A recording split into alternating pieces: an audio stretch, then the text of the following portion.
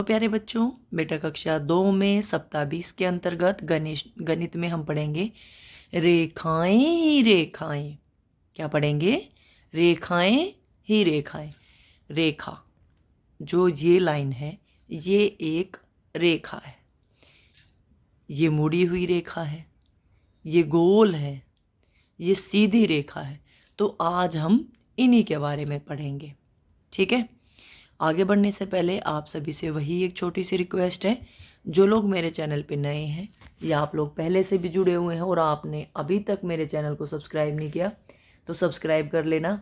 कई बच्चे चैनल को अनसब्सक्राइब कर रहे हैं, मतलब पहले सब्सक्राइब किया था अब वापस हटा रहे हैं। अगर वीडियो अच्छी नहीं लगती तो कमेंट करके बताओ ना क्या गलती लगती है।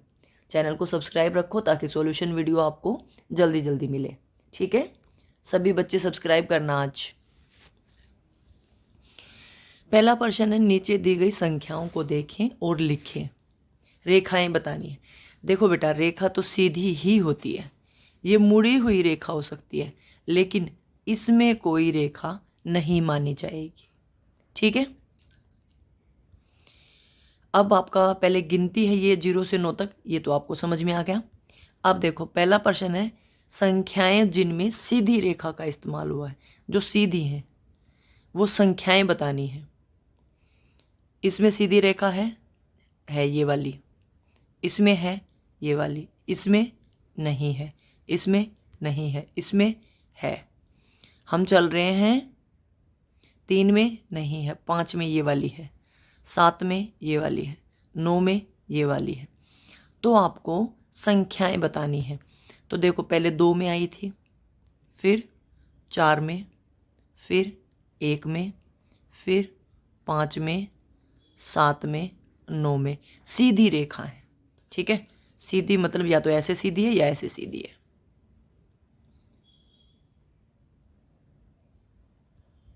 अगला है, संख्याएं जिनमें घुमावदार रेखा, घूमी हुई रेखा है, ऐसे घूमी हुई है, चाहे वो कैसे भी घूमी हो, ऊपर से नीचे या नीचे से ऊपर। तो इसमें देखो घूमी हुई है, बिल्कुल घूमी हुई है। इसमें भी घूमी हुई है ऐसे, इसमें भी घूमी हुई है, इसमें घूमी हुई है, 0 में भी है, 0 में घूमी हुई है, इसमें घूमी हुई है। 6 देखो ये घुमा दी मैंने, 8 घूम गई सारी घूम गई, 3 घूम गई, 5 में देखो नीचे घूमी हुई है ना, 7 में कोई घूमी हुई नहीं है, 9 में घूमी हुई है। ये घुमावदार रेखाएं, ठीक है। अगला है, संख्याएं जिनमें दोनों रेखाएं, मतलब घूमी हुई भी हैं और सीधी भी हैं। अब देखो 2 में घूमी हुई भी है, सीधी भी है, और 5 में घूमी हुई भी है और सीधी रेखा भी है, बस। और सॉरी 9 में, इन 3 में घूमी हुई और मुड़ी हुई दोनों है। अच्छा अब देखो, हमने जो पहला किया था, पहले में इन्होंने पूछा सीधी रेखाओं का इस्तेमाल हुआ है, तो अब हम इसमें सीधी में वो बताएंगे जो सिर्फ सीधी है।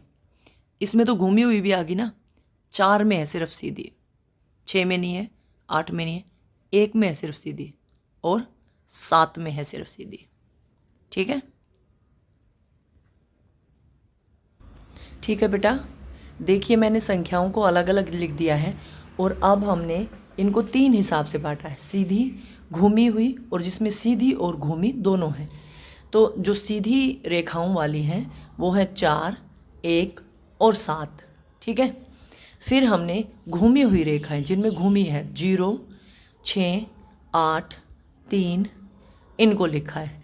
और फिर जो जिसमें ये दोनों हैं, घूमी हुई भी हैं, मतलब ऐसे घूमी हुई भी हैं और ऐसे सीधी भी हैं, तो 2। उसके बाद देखो घूमी हुई भी है, पहले सीधी है फिर घूमी हुई है, और 9 में घूमी हुई है और सीधी है। इस तरह से किया है, ठीक है।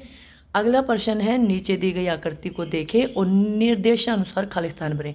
खड़ी रेखाएं जो सीधी खड़ी हैं, तो देखो कौन कौन सी हैं, 1, 2, 3, 4। कितनी है खड़ी रेखाएं? 4। तिरछी रेखाएं, तिरछी कौन सी होती है? ये वाली, 1, 2, 3, 4। तिरछी रेखाएं भी 4 हैं। फिर देखो पड़ी रेखाएं, मतलब लेटी हुई, 1, 2, 3। कितनी हैं लेटी हुई रेखाएं या पड़ी? 3। और फिर घुमावदार 1 और 2। कितनी हैं? 2। कई बच्चे इसको ऐसे भी पढ़ेंगे कि देखो जैसे मान लो खड़ी रेखाएं हैं, तो किसी ने पढ़ा 1, 2, 3, 4, और फिर ये छोटे वाला 5, फिर ये छोटे वाला 6, फिर ये छोटे वाला 7, फिर ये छोटे वाला 8, तो कई इसको 8 भी लिखेंगे। तो बेटा ये देखने का नज़रिया है, बाकी हमारी ये एक ही रेखा है, 1, 2, 3, 4।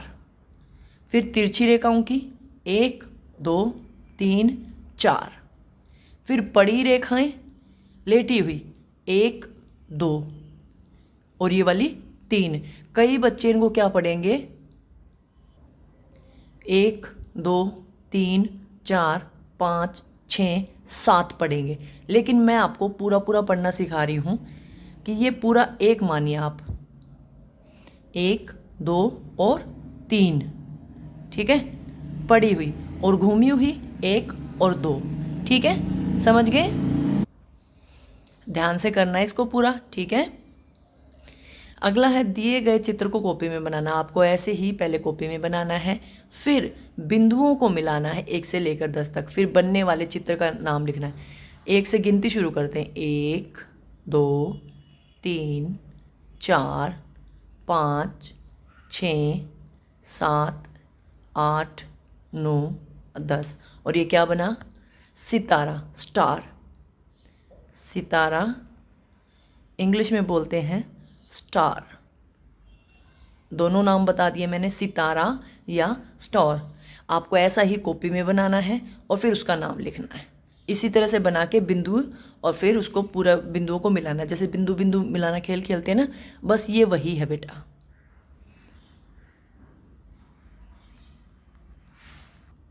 अगला आपका नीचे दिए गए बॉक्स में अक्षरों को देखो।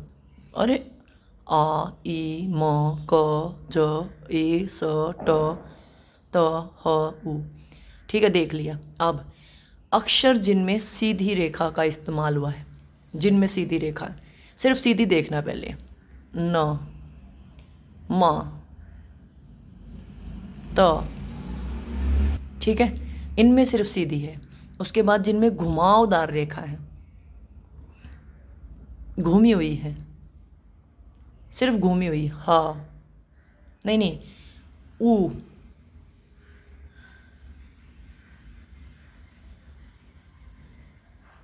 सिर्फ ऊ में घूमी हुई है। वैसे तो और भी हैं, लेकिन मैंने सिर्फ घूमी हुई देखी है, उसमें और कोई नहीं है। छत को नहीं देखेंगे। उसके बाद आप लोग सीधी और घूमी हुई देखिए। इसमें सीधी भी है, घूमी हुई भी है, सीधी भी है, घूमी हुई भी है, सीधी भी है, घूमी हुई भी है, सीधी भी घूमी हुई भी, सीधी भी घूमी हुई भी, सीधी घूमी हुई, सीधी घूमी हुई, ठीक है। आपके वही बात है बेटा, देखने का नज़रिया है। मैंने सिर्फ पहले सीधी को अलग छांटा है, जिनको हमने लाल रंग से देखा है, फिर हमने हरे रंग से उनको देखा जिनमें सिर्फ घूमी हुई है, सिर्फ ऊ ऐसे घूमा हुआ है। बाकी सब में जैसे आ भी है, आ में ऐसे आगे ना सीधी रेखाएं भी हैं। हाँ में देखो ये छोटा सा सीधी रेखा आ गई, टा में ये छोटी सी सीधी रेखा आ गई, ठीक है। अलग अलग रंगों से दिखा दिया ताकि आपको समझ आ जाए, ठीक है बेटा। ये सारी में सीधी और घुमावदार। कोई बच्चा बोलेगा मैम ये ताओ में घुमावदार है, लेकिन बेटा लिखने के हिसाब से बताऊं, ता को ऐसे लिख देते हैं कई बार, तो इसीलिए मैंने इसको सीधा माना है, ठीक है। ना को अगर आप लिखोगे तो ऐसे लिखते हैं, मैंने इसलिए इसको सीधी रेखा माना है। माँ को बिल्कुल सीधा ऐसे ऐसे लिखते हैं, तो इसलिए मैंने इसको सीधा माना। अगर आप इस तरह से चलोगे घुमावदार, फिर तो ये आ गया। ना को भी घुमावदार लिखोगे तो ये आ गया। त को घुमावदार लिखोगे तो ये सीधी रेखाओं वाला तो कोई बना ही नहीं हमारा, फिर उसमें सारी हमारी वैसी आ जाएंगी। समझ में आई मेरी बात? चलो वेरी गुड। 5वां प्रश्न है, नीचे दिए गए चित्रों को उनकी अवस्थाओं से मिलाना है, मतलब जैसा दिख रहा है बिस्तर में बिल्कुल सीधा दिख रहा है। ये लड़की ने ऐसे कर रखा है, ठीक है, और ये बिल्कुल सीधा खड़ा है और ये ऐसे घुमा रखा है, तो क्या आप मिला पाओगे? देखो पहले बिल्कुल लेटा हुआ सीधा ये रहा, ठीक है। ये लड़की टेढ़ी है, ये टेढ़ी है। ये बिल्कुल सीधा खड़ा है, बिल्कुल सीधा, और ये आर्क बनी हुई है घुमा हुआ, ये आ जाएगा। इस तरह से आपको मिलान करना है। सभी बच्चे ध्यान से मिलान करना। उम्मीद करती हूँ वर्कशीट के सभी पर्सन समझ में आ गए होंगे। कुछ ना समझ में आया हो तो आप पूछ सकते हैं, कमेंट करो और पूछो, ठीक है। में आज हम बात करेंगे अनुमान लगाना बेटा, चीज़ों का अनुमान लगाना। देखिए वैसे सब कुछ आपको पता है, लेकिन कभी कभी हम अनुमान लगा के भी काम करते हैं। जैसे मान लो बाजार जाते हैं तो आपको कोई चीज़ लेके आनी है, तो मम्मी कहती है 20 रुपये ले जाओ, 20 रुपये में आ जाएगी, अंदाज़ा लगा के बताती है। वहाँ चीज़ वो 18 रुपये की मिलती है, 2 रुपये बच जाते हैं।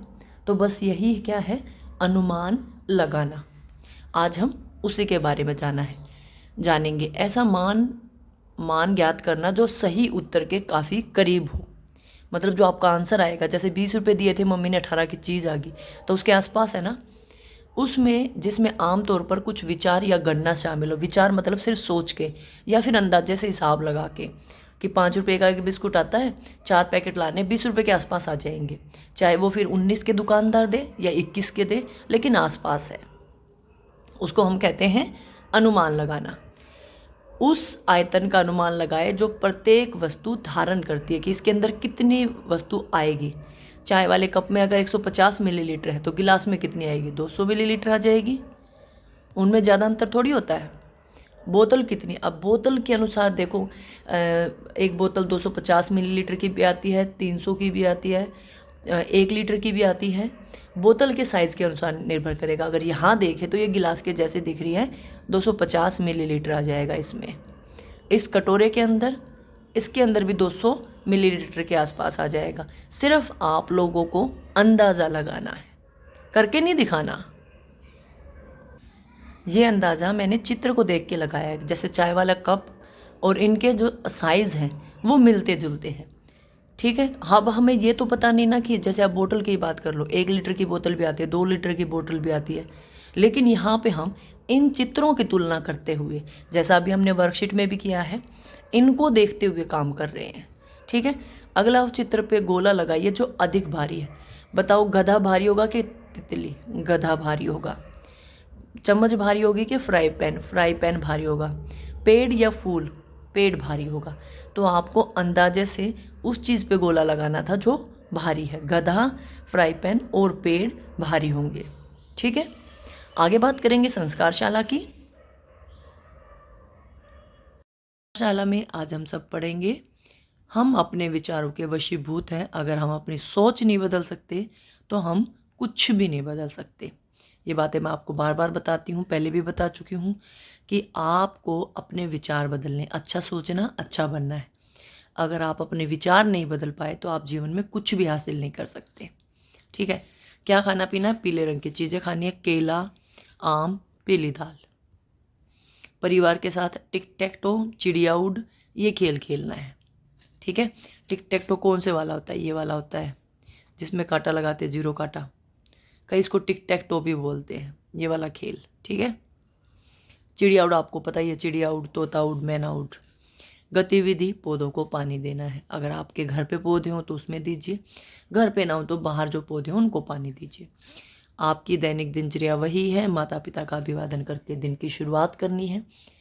दांतों को 2 बार ब्रश करें, प्रतिदिन स्नान करें, खूब पानी पिए, संतुलित आहार लें, अपने चेहरे को छूने से बचें, हाथों को बार बार धोएं, अपना गृह कार्य समय पे पूरा करो। बाहर काफ़ी मात्रा में प्रदूषण है, खुद को बचाए रखो, घर पे रहो, घर पे मन लगा के पढ़ाई करो, वर्कशीट पूरी करो और अपनी टीचर को भेज दो, ठीक है।